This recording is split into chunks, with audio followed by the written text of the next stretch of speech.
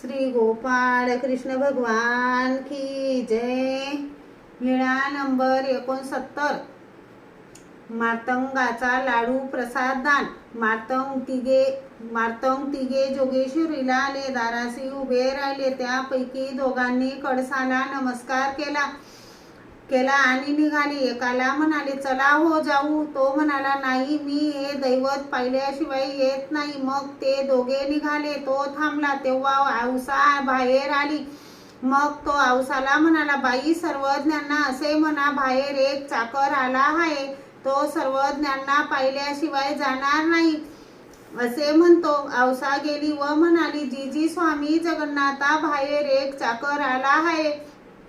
तो असे म्हणतो, सर्वज्ञांचे दर्शन घेतल्याशिवाय जाणार नाही।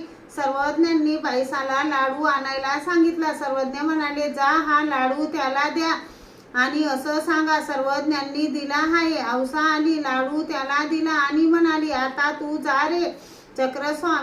चक्रस्वामींनी तुला जायला परवानगी दिली आहे। तो म्हणाला, नाही, सर्वज्ञांना पाहिल्या वाचून मी जाणारच नाही। औसाचे त्याच्या शब्दाकडे लक्षच नव्हते। औसा पुन्हा आली तरी तो उभाच होता। अरे, तू गेला नाहीस? तुला सर्वज्ञांनी जायला परवानगी दिली आहे। तो म्हणाला, नाही, मी सर्वज्ञांना पाहिल्याशिवाय जाणार नाही। औसा येऊन सर्वज्ञांना म्हणाली, स्वामी जगन्नाथा, तो जात नाही। सर्वज्ञ म्हणाले, काय म्हणतो? औसा म्हणाली, सर्वज्ञांना पाहिल्याशिवाय मी जात नाही असे म्हणत आहे। सर्वज्ञ म्हणाले, आणा प्राताने। मग सर्वज्ञ तेथे गेले, दाराजवळ उभे राहिले। त्याने लाडू श्रीचरणाजवळ ठेवला, दंडोते घातले, श्रीचरणा लागला। डोळ्याचे पारणे फिटेपर्यंत श्रीमूर्ती पाहिली। मग निघाला। सर्वज्ञ ओसरीवर गेले आणि भक्तजनास म्हणाले, का हो, प्रसाद